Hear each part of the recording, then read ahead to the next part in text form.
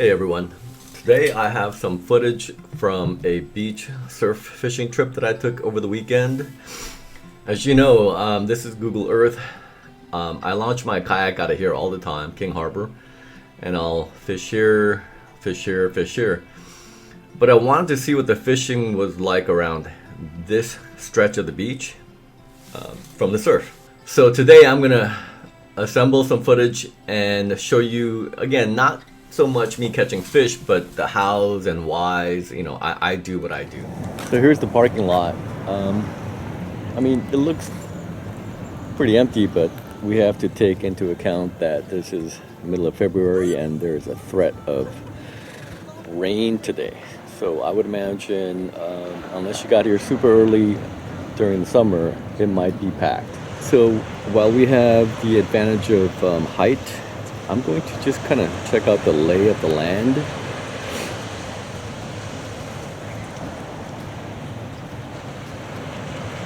Today, surf is forecasted to be under 3 foot. So yeah, those look like maybe 1 to 2 footers. And it seems like surf activity is a little more accentuated here and less so there. But that could be because the swells are coming out of the south. So maybe there's less activity there because it's being protected by that point.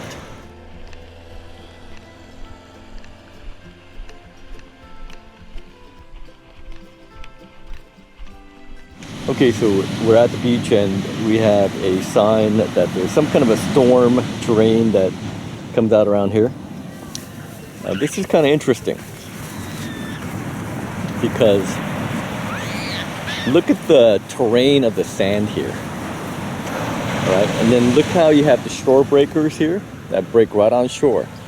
So what this is implying is that the slope of the beach here is steeper than you would have, like, say, way over there.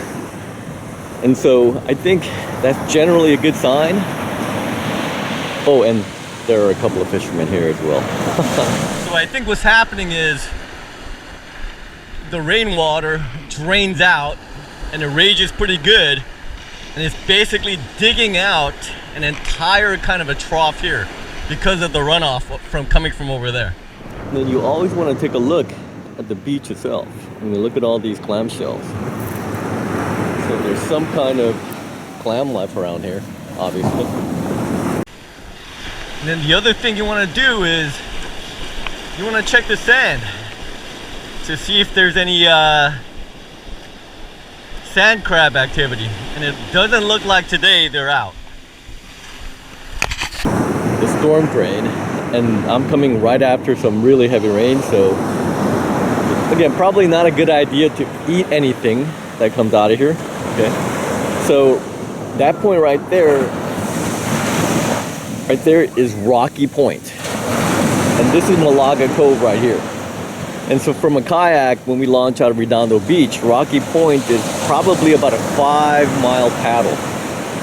So Rocky Point, again, right there is pretty popular for exotics like yellowtail. And inside Malaga Cove, right around here, shallow, like, 25, 30 feet of water.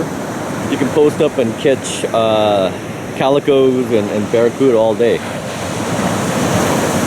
So the rig will consist of a 2-ounce coin weight, about 2.5 feet of a 6-pound fluoro leader, followed by a size 6 bait holder hook and a Berkeley sandworm.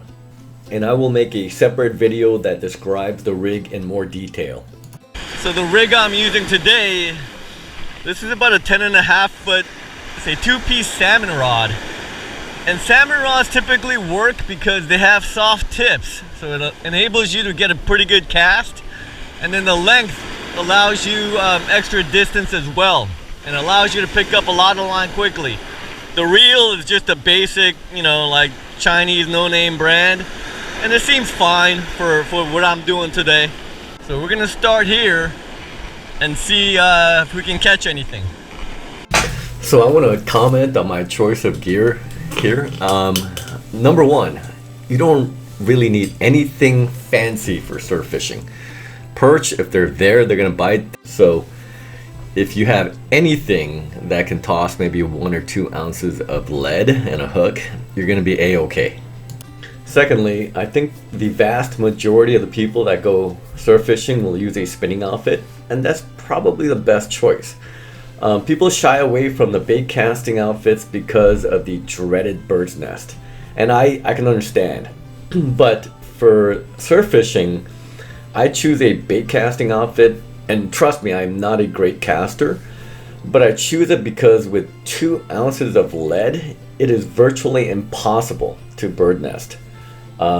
Basically, you can just grip it and whip it, and you don't have to feather the spool with your thumb or do anything fancy like that. But I do believe that a bait caster does offer one potentially big advantage when you are fishing something that resembles a fish finder or a Carolina rig. So one of the benefits of using a bait casting reel is as I throw the weight or the rig, the sandworm's probably helicoptering in the air, and just before it hits the water, I'll put a little thumb pressure on it, and it'll kind of whip it and straighten out the sandworm, and I'll try to demonstrate.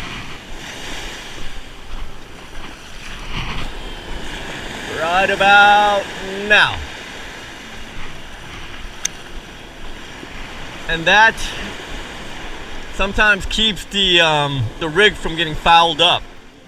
So the technique is pretty simple. You just cast out your rig and just employ a pretty slow retrieve.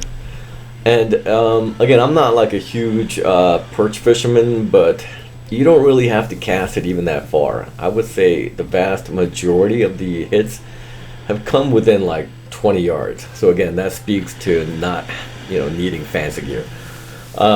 As far as the cadence, you may have to vary it a little bit. So if the surf is kind of pushing in your rig, you want to take up the extra slack. When the surf is kind of going out, then you can kind of slow it up. And once you find the fish, concentrate your efforts in that particular area. So if you're getting hit within like 15 yards, there's no point in casting it out 30-40 yards. So on this day, the perch were nowhere to be found, but this guy did show up. And again, this guy bit probably within like 10-15 yards of shore.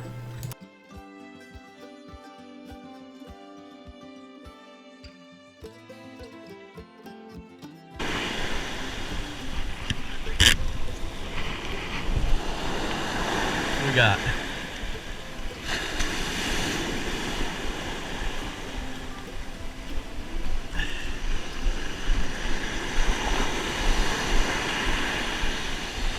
okay,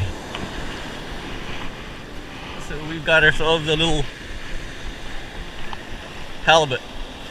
These guys have sharp teeth, so you got to be careful, and they'll purposely try to clamp down when they feel something. Okay, so that's good. Looks like he's off. Probably about, 14 inches.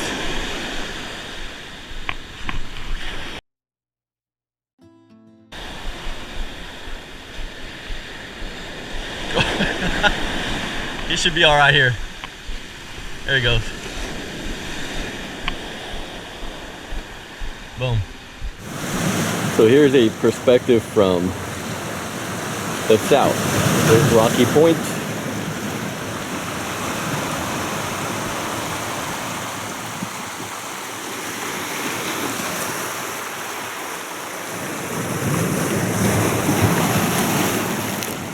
The area I was fishing there. And then you have right there, which is King Harbor. Beautiful day. Thanks again for dropping by, and good luck out there.